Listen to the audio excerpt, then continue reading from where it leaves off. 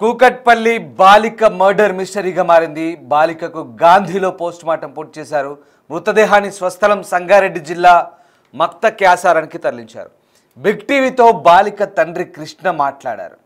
తనకు ఒక్కతే కూతురని తానెందుకు చంపుతానంటూ ఒక ప్రశ్నకు సమాధానంగా చెప్పాడు. తన మీద అనుమానం ఎందుకని తాను ఇంట్లోనే లేనంటూ కృష్ణ వెల్లడిస్తున్నారు. తన పాపను అత్యంత దారుణంగా చంపారంటున్నారు. వాడిని చంపితేనే తమకు మనశ్శాంతి అంటున్నాడు కృష్ణ. ఉదయం 9 గంటలకే తాను తన భార్య బాబు బయటికి వెళ్ళామంటున్నాడు.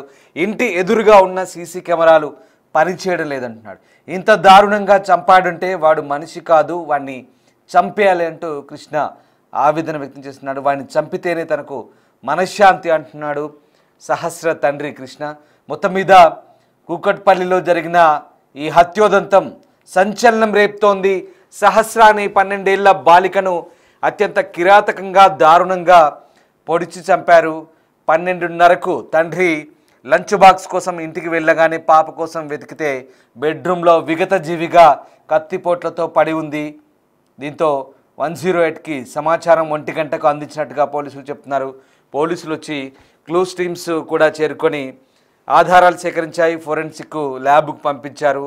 చుట్టుపక్కల పోలీస్ జాగిలాలతో కూడా ఆ ప్రాంతానంతా గాలించారు.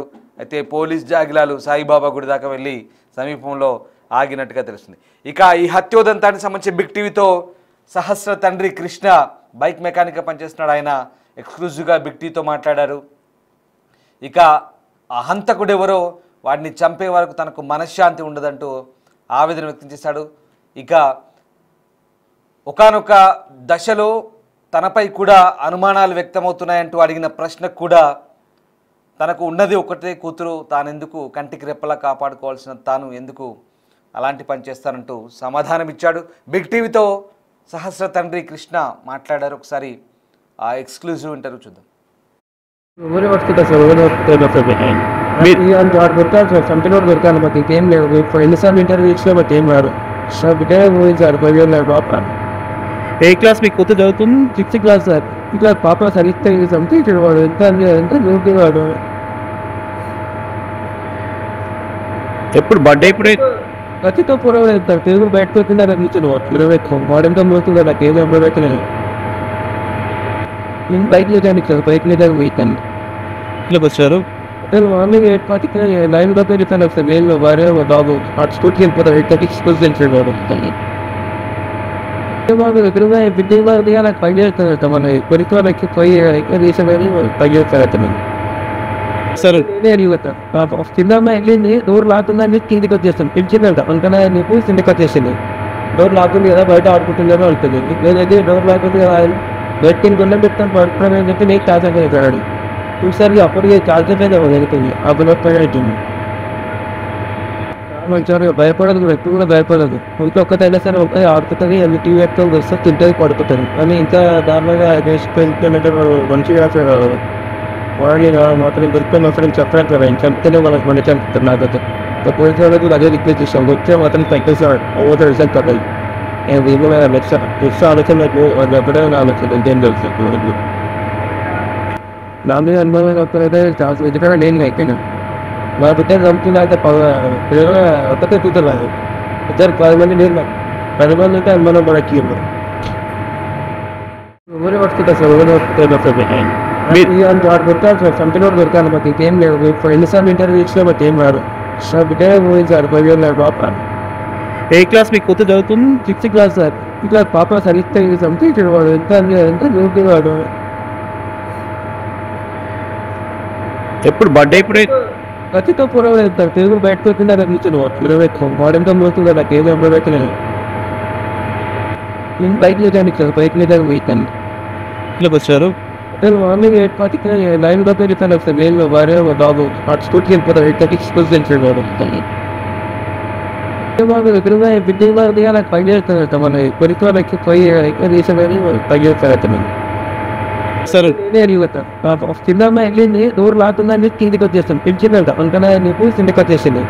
డోర్ లాక్కుంది కదా, బయట ఆడుకుంటుందని వెళ్తుంది. లేదైతే డోర్ లాక్కుంది కదా, బయట కింద గుండె పెడతాను పడుతున్నాను అని చెప్పి నీకు ఛార్జ్ అయిపోయాడు. చూసారికి అప్పటికి ఛార్జ్ అయిపోయింది జరుగుతుంది. ఆ బుల్లెట్ పైన అవుతుంది. మంచిగా భయపడదు కూడా, ఎప్పుడు కూడా భయపడదు. ఇంట్లో ఒక్కటైనా సరే ఒకటే ఆడుతుంటుంది, అది టీవీ పెట్టుకొని వస్తే తింటుంది పడుకుంటుంది. కానీ ఇంకా దారుణంగా చేసిపోయిందంటే మంచిగా మార్నింగ్ మాత్రం దొరుకుతుంది అసలు చెప్పలేదు కదా, ఇంకా చెప్తేనే మనకు మళ్ళీ చంపుతారు. నాకైతే పోలీసు వాళ్ళకు అదే రిక్వెస్ట్ చేస్తాం, వచ్చే మాత్రం తగ్గిస్తాడు ఓవర్ రిజల్ట్ పడ్డాయి. నేను కూడా నెక్స్ట్ ఆలోచన వాళ్ళు ఎప్పుడైనా ఆలోచన ఏం తెలుసు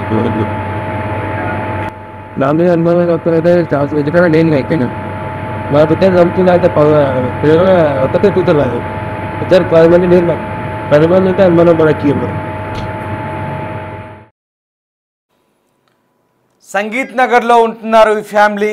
అయితే 12:30 గంటలకు లంచ్ బాక్స్ కోసం ఇంటికి వెళ్ళిన కృష్ణకు బెడ్రూమ్లో కత్తిపోట్లకు గురై విగత జీవిగా పడి ఉన్న కన్న కూతురు చూసి షాక్ గురైన వెంటనే డయల్ 100కు ఫోన్ చేసి పోలీసులకు సమాచారం ఇచ్చారు. దీంతో పోలీసులు ఆ ప్రాంతానికి చేరుకొని ప్రస్తుతం ఆధారాలు సేకరించారు. సీసీటీవీ ఫుటేజ్ కూడా తీసుకున్నారు. అయితే సీసీటీవీ ఫుటేజ్లో ఒక అనుమానిత వ్యక్తిని గమనించారు. మరి ఎవరు అనేది పోలీసులు వివరాలు వెల్లడించాల్సి ఉంది. ఇక పోస్ట్ మార్టం నివేదిక వచ్చిన తర్వాత కూడా పూర్తి ఆధారాలు వెల్లడవుతాయి. అలాగే క్లూస్ టీమ్స్ కూడా ఆధారాలు సేకరించింది, తద్వారా క్లూస్ టీమ్స్ కూడా రిపోర్ట్ ఇచ్చే ఛాన్స్ ఉంది. మొత్తం మీద ఈ హత్యోదంతం సంచలనం రేపింది. 12 సంవత్సరాల సహస్ర దారుణంగా అత్యంత కిరాతకంగా కత్తిపోట్లకు గురై చాలా దారుణంగా హతమార్చాడు ఆ దుండగుడు. ఇంతకీ ఎవరు హత్య చేశారు? కుటుంబ కలహాలా, ఆర్థిక వ్యవహారాలా, లేదా చుట్టుపక్కల ఇతరత్ర ఎవరైనా వచ్చారా, లేదా ఎవరైనా దొంగల పనా, లేదా లైంగిక దాడికి పాల్పడే క్రమంలో బాలిక ప్రతిఘటిస్తే హత్య చేసి వెళ్ళిపోయారా? ఇన్ని అనుమానాలు ఉన్నాయి. ఇన్ని అనుమానాల మధ్య పోలీసులు కూడా లోతైన దర్యాప్తు సాగిస్తున్నారు. చుట్టుపక్కల వారిని విచారించారు. క్లూస్ టీమ్స్ వచ్చింది, డాగ్ స్క్వాడ్ వచ్చింది. ఆ ప్రాంతానంతా కూడా పోలీసులు స్థానికుల్ని అన్ని విషయాలు ఆరా తీశారు. బైక్ మెకానిక్గా పనిచేస్తున్న కృష్ణ, అతని భార్య ల్యాబ్ టెక్నీషియన్గా పనిచేస్తుంది. ఇవాళ అమ్మాయి స్కూల్కి వెళ్ళకపోవడంతో ఇంట్లోనే ఉంది. పెంట్ హౌస్లో ఉంటున్న ఆ అమ్మాయిని ఒంటరిగా ఉన్నదని తెలుసుకొని మరి అక్కడికి వెళ్ళి చంపారా, ఏం జరిగింది, ఎందుకు ఈ హత్య జరిగింది, ఎలా జరిగిందనే కోణంలో పోలీసులు దర్యాప్తు చేస్తున్నారు. ప్రస్తుతం పోలీసులు లోతైన దర్యాప్తు కొనసాగిస్తున్నారు.